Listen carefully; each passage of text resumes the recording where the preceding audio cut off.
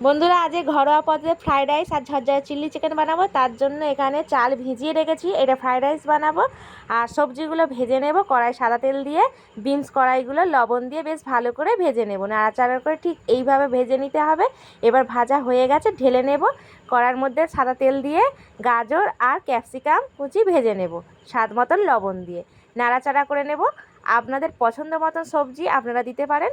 আর এখানে আমি বাঁধাকপি দিয়েছি, তার জন্য বাঁধাকপি কড়াইয়ের মধ্যে দিয়ে দিলাম, লবণ দিয়ে বাঁধাকপিটা ভাজা হয়ে গেল। এবার আমি ভাতটা বসাবো, তার জন্য গামলায় জল দিয়ে দিলাম।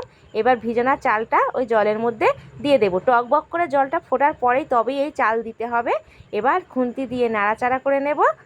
আর এই চালটা ভাতটা ঝরঝরে রাখার জন্য এখানে আমি 1/4 ভাগ লেবুর রস দিয়ে দেবো। এই লেবুর রস দিয়ে ভাতটা বানালে থালার ভাতটা গলবে না, ঝরঝরে থাকবে। এবার ফ্যানটা ঝরিয়ে নেব।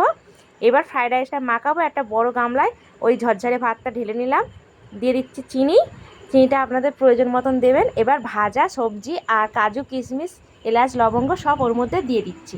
এবার দিয়ে দিচ্ছি ফ্রাইড রাইসের মশলা আর দিয়ে দিচ্ছি ঘি দিয়ে বেশ ভালো করে মাখিয়ে নেব বন্ধুরা, ঠিক এইভাবে মাখিয়ে নিতে হবে। এবার আমি ঝরঝরে চিলি চিকেন বানাবো, তার জন্য এখানে ম্যারিনেট করে রাখা চিকেন নিয়েছি। চিকেনটা ছোট ছোট আকারে কুচিয়ে নিয়েছি। এবার দিয়ে দিচ্ছি আদা থেতো রসুন থেতো পরিমাণ মতন, দিয়ে দিচ্ছি 1 চামচ হলুদ গুঁড়ো দিয়ে দিলাম, দিয়ে দিচ্ছি 1/2 চামচ শুকনো লঙ্কা গুঁড়ো আর স্বাদ মতন লবণ দেওয়ার পরে দিয়ে দিচ্ছি 4টে ডিম ভেঙে।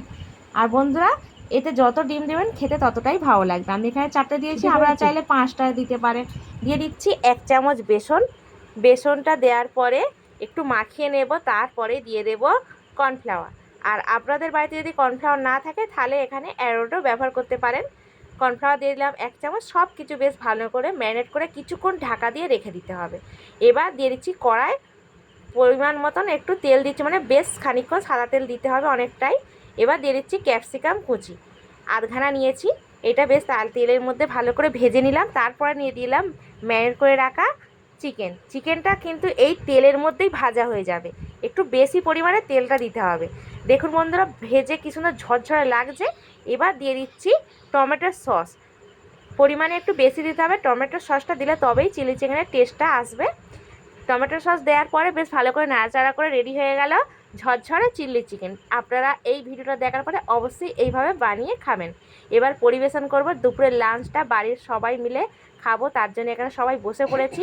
থালার মধ্যে চিলি চিকেন আর এমনি সাধারণ চিকেন হয়েছে, আর ফ্রাইড রাইস তো আছে, আর সাথে স্যালাড আছে। বন্ধুরা আজকের এই ভিডিওটা কেমন লাগলো অবশ্যই কমেন্টের মাধ্যমে জানাবেন। আর ভালো লাগলে লাইক শেয়ার করবেন, একটা সাবস্ক্রাইব করে দেবেন। আর বন্ধুরা দেখা হচ্ছে নেক্সট ভিডিও। সবাই ভালো থাকবেন, সুস্থ থাকবেন, টাটা।